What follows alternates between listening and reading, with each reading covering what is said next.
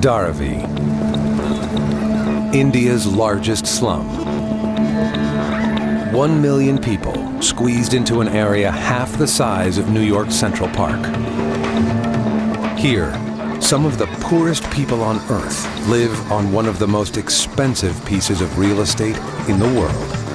It's the sweat of the people of Dharavi which binds them together. It's a bond of working class solidarity. Meet the extraordinary people who call Dharavi home.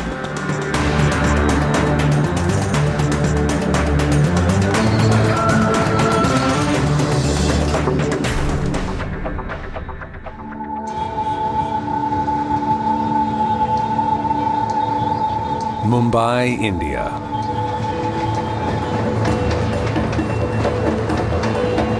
An Asian megacity. Home to the country's economic hub. The Bollywood film industry. And 18 million Indians. In the heart of the city lies India's largest slum, Dharavi. 1 million people in 1 square mile of ramshackle buildings and hidden factories. A dirty, rat-infested place with too little water, unreliable power, and open sewers. An eyesore to Mumbai's middle classes and a real estate developer's dream. Many want it destroyed. If the state had its way, they would have erased this off the map of Mumbai and made something else here. Dharavi was made famous by the Oscar-winning blockbuster movie Slumdog Millionaire. But its big screen treatment caused an uproar in Mumbai.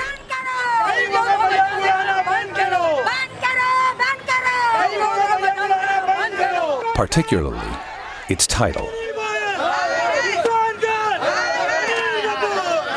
Why dog? I mean, I don't know where that slum dog business came from. How can you even use a term like this? ये बहुत ही गलत है। जैसा उनको कुत्ता बना दिए तो कोई मतलब का है? हमारी भी जिंदगी हमारी। We have lives, we have homes and friends. We are also humans. But the real-life place behind the movie is a slum that defies expectations.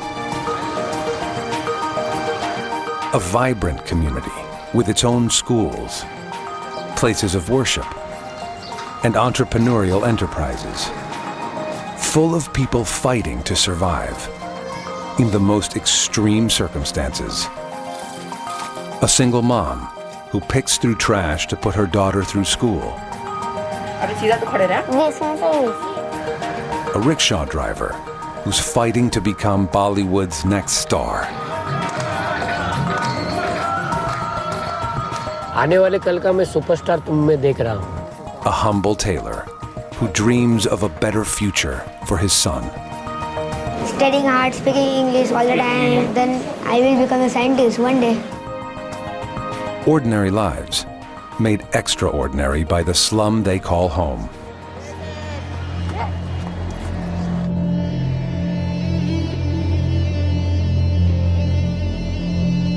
Right in the heart of India's fastest-growing city is Dharavi, sandwiched between 2 railway lines. In little more than 100 years, rural migrants have completely transformed the area. These people have actually filled the swamp and made it what it is. They have worked here in terrible conditions. People worked building a foundation for their houses. And what we see today is the joint toil of the masses of Mumbai city. Houses and workplaces are stacked on top of each other. Thousands of textile and pottery factories and tanneries consume the crowded space and allow the residents to survive. Dharavi's biggest industry is recycling. 80% of Mumbai's trash is processed here. Thousands of workers, the so-called rag pickers, sort through the garbage of Dharavi's dumps and use their ingenuity to turn the city's trash into treasure.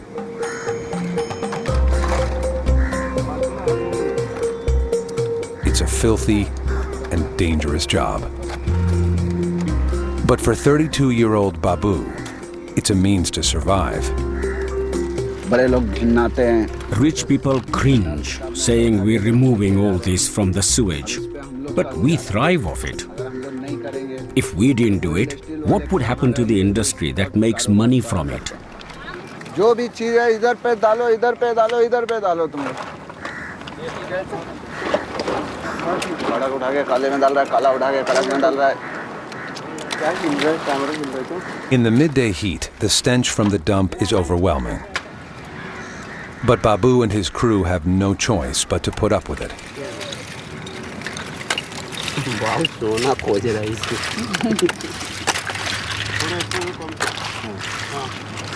Everyone is here to earn money. They're all after money to fill their stomachs. They beg to fill their stomachs. They go through garbage to fill their stomachs. Everyone is after money. Rag pickers work 10 hours a day and earn just $5. But the recycling industry they work for is worth millions. Workers within the slum grind the plastic, wash it, and sell it to manufacturers as raw material. At each stage, the processed garbage gets a little more valuable. In Dharavi, there is no such word as garbage. There is no such word as things to throw away. Every grade of plastic is segregated in Dharavi. Every piece of paper finds a buyer. Babu and his team rely on the constant flow of garbage created by Mumbai's 18 million inhabitants.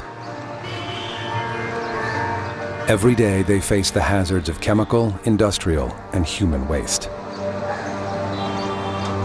They put their lives at risk sorting through the garbage. They come into contact with germs. You can see this is dirty. Would any rich person pick this up and clean it with his hands like I'm doing? He won't, because it's got germs on it. But a poor person, for the sake of his stomach, will pick it up with his hands. He picks up the garbage and contracts germs. And if a poor person dies, no one goes to see him. The working conditions are appalling. I live in poverty, but it would be my dream to lift myself out of it. Just 50 yards down the dump from Babu, 29-year-old Lakshmi Kumble is fighting for a brighter future. She's a third-generation rag picker. Her mother, Hanumati, has sorted through the city's trash for over 35 years. But they're moving up the ladder. The family now runs their own business, employing others to help them sort through the garbage.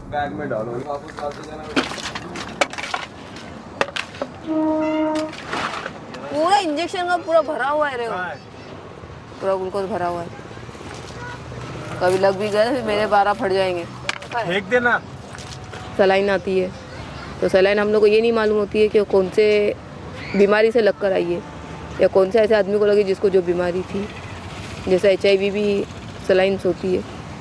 और दूसरा खतरा बोला जाएगा तो जो बास आती है, बास से भी खतरा है. बास से TB होता है. और जिसको अस्थमा का अटैक है. तीसरा जैसे कि कोई केमिकल आ गया. एक बार मेरे ही साथ हुआ था, एक केमिकल आया था तो मैंने क्या करी, उसका ढक्कन निकाली और उसका स्मेल ले ली. उस दिन पूरी मेरी शक्ल इतना जलना चालू हो गई जैसे को मेरी शक्ल के ऊपर पूरा मिर्ची लगा दिया. और दूसरे दिन जब मैं देखी हूँ ना, मेरी शक्ल एकदम पूरे फुली हुई रोटी जैसी थी. Lakshmi got married when she was 14 years old, but now she's divorced. मेरा काम देखा है तो ऐसा बहुत अच्छा है जिससे हम लोग मतलब हमारे सब घर परिवार सब चलता है उसी से. Lakshmi's a single mom and the sole breadwinner. Despite earning just $100